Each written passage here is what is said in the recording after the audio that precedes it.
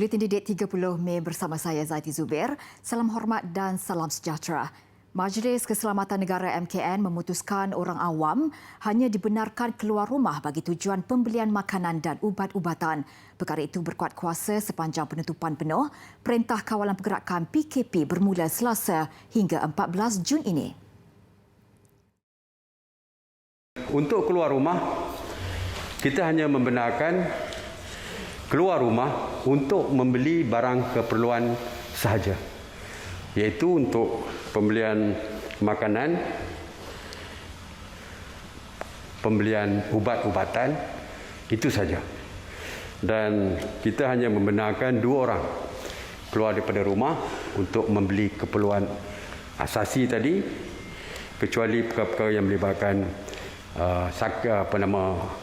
untuk mendapatkan perkhidmatan kesihatan dan sebagainya, dan pergerakan mereka tidak melebihi 10 km. Manakala 17 sektor perkhidmatan perlu termasuk penjagaan kesihatan, bank, perkhidmatan kurier semasa tempoh pelaksanaan penutupan penuh sektor sosial dan ekonomi kali ini. Beliau berkata sektor ekonomi yang dibenarkan berkhidmat hanya boleh beroperasi bermula jam 8 pagi hingga 8 malam. Kerajaan memutuskan untuk tidak menyediakan pilihan bagi orang ramai memilih vaksin yang akan diterima. Menurut Menteri Penyelaras Program Imunisasi COVID-19 Kebangsaan, Khairi Jamaluddin berkata demikian bagi menjawab cadangan kerajaan sebelum ini berkemungkinan menimbang untuk membolehkan orang ramai membuat pilihan vaksin menerusi aplikasi MySejahtera. Well, that was the thinking, but right now we are focusing on accelerating the vaccination process. Kalau kita bagi pilihan nanti, maybe that will slow things down. We'll wait, nak tengok. So right now, I've decided as far as policy is concerned, we thought about that initially, but now the concern is to increase and ramp up the numbers. So we just give whatever we have. Beliau berkata demikian pada sidang media selepas lawatan ke pusat vaksinasi di Malaysia International Digital Entrepreneur Centre MIDEC di Ibu Negara siang tadi. Dalam pada itu, tambah Khairi, cadangan agar kerajaan melakukan suntikan vaksin secara pandu lalu akan dilakukan dalam tempoh terdekat. Ketika ini katanya ujian itu berjaya dilaksanakan Pegawai Kesihatan Universiti Sains Malaysia Kubang Kerian dan pengumuman rasmi mengenainya akan diumumkan esok.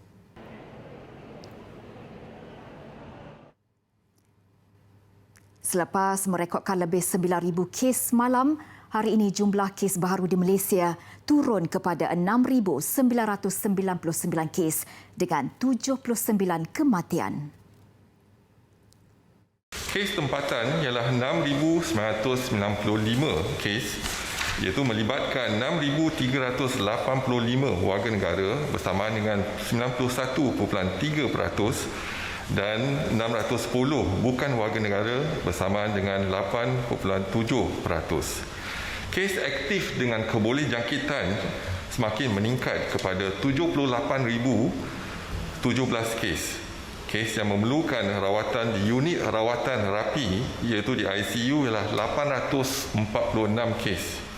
Ini kes yang telah disahkan positif COVID-19. Masih ada lagi kes sari yang sedang dalam penyiasatan. Selangor merekodkan angka tertinggi dengan 2,477 kes. Diikuti Kuala Lumpur 616 dan Kelantan 612. 17 kluster baharu dilaporkan hari ini. Jumlah kluster aktif ketika ini ialah 635.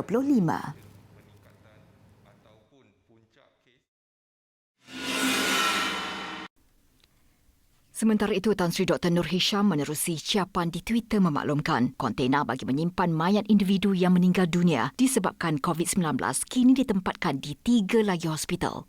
Ini menjadikan keseluruhan 5 buah hospital mempunyai kontena jenazah. Menurutnya, 3 lagi hospital berkenaan ialah Hospital Serdang, Hospital Sultanah Aminah Johor Bahru dan Hospital Queen Elizabeth I Sabah. Setiap satu kontena mampu menampung 20 mayat. Manakala satu fleksi mod khusus untuk jenazah COVID-19 di Hospital Tengku Ampuar Rahimah Kelang dengan kapasiti 12 jenazah.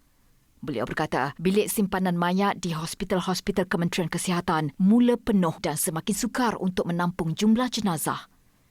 Kontena bersuhu rendah bagi menempatkan individu yang meninggal dunia disebabkan COVID-19 sebelum ini digunakan di Hospital Sungai Buloh Selangor sebelum disusuli Hospital Selayang.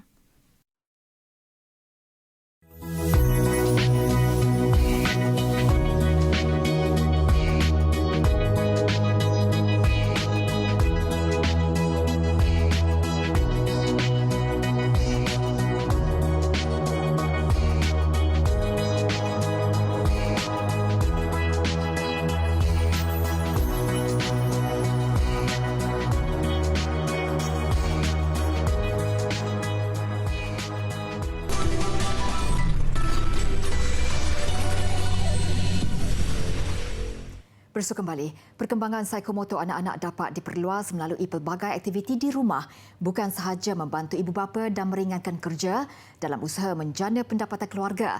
Bantuan daripada anak-anak juga dapat meningkatkan daya kreativiti si kecil. Biarpun baru berusia 10 tahun, Nur Irdina Damia Ahmad Fahmi sudah tertarik dengan seni pembuatan kek. Minatnya bermula apabila ibunya, Nur Rosmawati Abdul Karim, mula menjalankan perniagaan itu tahun lalu. Pada hari persekolahan sebelum ini, Irdina sekadar membantu pada hujung minggu. Namun, masa yang terluang selepas hanya menjalani pengajaran dan pembelajaran di rumah PDPR dan faktor peningkatan tempahan menyebabkan anak kedua dari 3 beradik ini semakin kerap membantu perniagaan kek jelly atau jelly cake yang diusahakan ibunya. Kenapa awak suka jelly cake? Sebab dia cantik. Dia cantik. Rasa dia macam mana jelly tu? Dia sedap. Dia rasa macam mana? Dia lembut tak? Lembut. Dia macam agar-agar ke bukan? Macam agak-agak. Rasa macam agar-agar. Okey. So, awak nak tolong, sekejap lagi awak nak tolong Mama. Selalunya kalau awak tolong, awak guna apa untuk buat bunga tu? Guna shrink. Mana? Tunjukkan. Tu shrink. Lepas tu, tunjukkan. Tu. Yang tu apa? Bunga apa tu yang awak nak guna? Bunga sakura. Awak nak guna bunga sakura. Tertarik dengan kecantikan dan keunikan dekorasi kek jelly mendorong murid tahun 4 Sekolah Kebangsaan Bandar Bukit Mahkota ini ringan tulang membantu ibunya dalam perniagaan itu. Apatah lagi, Irdina sering mendapat upah sekitar RM2 sebagai motivasi dan penghargaan setiap kali membantu ibunya. Aktiviti ini juga secara tidak langsung dapat meningkatkan kemesraan hubungan Irdina dan ibunya. Okay, harapan saya kalau anak saya in future, sebab dia dah ada skill sikit-sikit untuk buat ni. Kalau in future, kalau dia rasa dia nak continue nak buat jadi kek ni, memang saya akan memberi galakan yang sepenuhnya lah. Okay.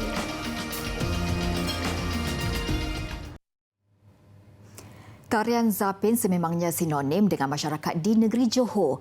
Tidak mengira bangsa dan agama, kebanyakan rakyat negeri itu boleh menari tarian itu dengan baik. Begitu juga dengan 2 sahabat baik, R. Nishita dan S. Dishani, yang menjadikan tarian zapin sebagai hobi masa lapang. Nishita dan Dishani pelajar Sekolah Menengah Kebangsaan Taman Nusa Damai, Pasir Gudang, Johor, mula mempelajari tarian zapin sejak dari sekolah rendah lagi. Bermula dengan hanya suka-suka, lama-kelamaan mereka semakin mahir dan mula aktif di pentas. Bukan itu sahaja, minat mereka ini juga telah membawa mereka menyertai pelbagai pertandingan sama ada di peringkat daerah maupun negeri. Tambah Dishani yang bercita-cita mahu menjadi seorang doktor ini, menari membantu dia mengurangkan rasa gemetar di atas pentas. Saya meminati dalam bidang zapin sejak dari 10 tahun kerana kakak saya Livania ialah seorang penari zapin. Dia telah menyertai banyak pertandingan dan persembahan zapin. Sejak dari itu, saya mula berminat dalam tarian zapin. Mula-mula saya berasa susah semasa belajar tarian tersebut kerana saya tidak biasa dengan tarian tradisional Melayu.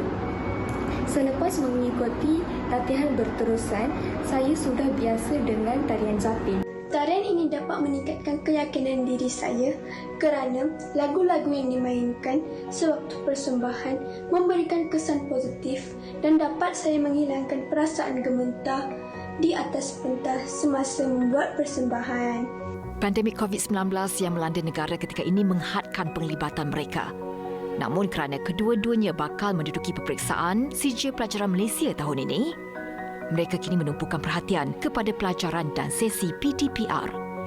Jika ke lapangan, Nishita dan Dishani akan menolong ibu bapa dan adik-beradik di rumah.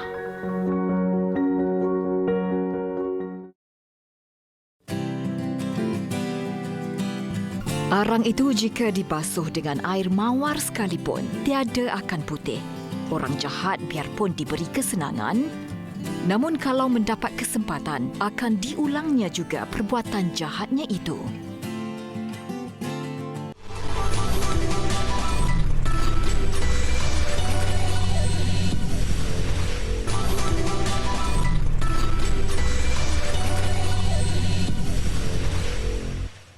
Kementerian Alam Sekitar Ecuador mengesahkan kura-kura gergasi yang ditemui pada 2019 lalu merupakan spesies yang disahkan telah lama pupus. Ia dikategorikan sebagai spesies yang telah pupus sejak ratusan tahun lalu. Jelas menterinya, Gustavo Marique, haiwan berkenaan adalah spesies Palaenoides pentasticus. Pengesahan itu dibuat berdasarkan uji kaji sebuah universiti di Amerika Syarikat yang membandingkan DNA kura-kura betina itu dengan DNA seekor lagi kura-kura jantan dari spesies sama yang telah mati pada 1906. Kura-kura yang ditemui di Pulau Fernandina itu merupakan salah satu daripada 15 spesies kura-kura gergasi yang pernah hidup di Kepulauan Galapagos. Kali terakhir kura-kura spesies Palaenoides dilaporkan mati adalah pada 2012.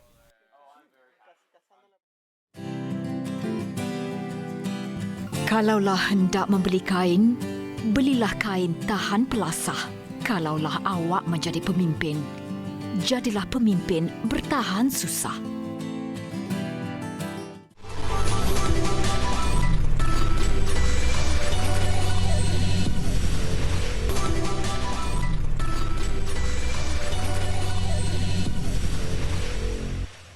Laporan sukan, Chelsea mengungguli Liga Juara-Juara Eropah buat kali kedua selepas jaringan tunggal Kai Havertz membantu The Blues menewaskan Manchester City 1-0 awal pagi tadi. Kejayaan Chelsea itu memusnahkan impian Pep Guardiola untuk menjulang trofi ketiga dalam kariernya sebagai pengurus. Pertembungan City menentang Chelsea di Porto awal pagi tadi merupakan final ketiga kelab dari Liga Perdana Inggeris bertemu sesama sendiri dalam sejarah Liga Juara-Juara. Jika dua aksi final sebelum ini tidak memihak wakil London, Chelsea akhirnya berjaya menamatkan badi itu menerusi jaringan tunggal pemain tengah Kai Havertz yang bijak melepasi perangkap offside pertahanan City di separuh masa pertama. Secara keseluruhannya, Chelsea kini sudah memenangi kejuaraan kedua Liga Juara-Juara selepas kali terakhir pada 2012. Namun apa yang lebih menarik, Thomas Tuchel yang baru dilantik sebagai pengurus pada Januari lalu tidak mengambil masa yang lama untuk membantu Chelsea. Manakala Pep Guardiola yang sudah bersama City sejak 2016 terus gagal menghadiahkan City trofi Liga Juara-Juara. Sekaligus dakwaan dua kejuaraan bersama Barcelona sebelum ini gara-gara bergantung kepada Lionel Messi mungkin ada benarnya. Pemain nombor 1 dunia Novak Djokovic merangkul gelaran ATP ke-83 di hadapan penyokong sendiri selepas punca juara terbuka Belgrade. Bintang Serbia itu tidak berdepan masalah untuk menewaskan lawan dari Slovakia, Alex Molcan, dalam aksi straight set. Beraksi di gelanggang tanah liat, Djokovic nyata berada pada kelasnya yang tersendiri walaupun mendapat tentangan sengit daripada Molcan. Menang 6-4 di set pertama, pilihan utama ini tidak memberi ruang kepada lawannya untuk bangkit sebelum mengesahkan kejuaraan dan kemenangan straight set 6-3 di set kedua. Ia bukan sahaja gelaran ATP ke-83 buat Djokovic, tetapi kemenangan ini juga menyaksikan pemain nombor 1 dunia itu sudah memenangi 20 kejuaraan setakat tahun ini. Sudah pasti kejayaan terbaru berkenaan menyuntik semangat Djokovic menjelang terbuka Perancis yang akan meningkati raihnya hari ini.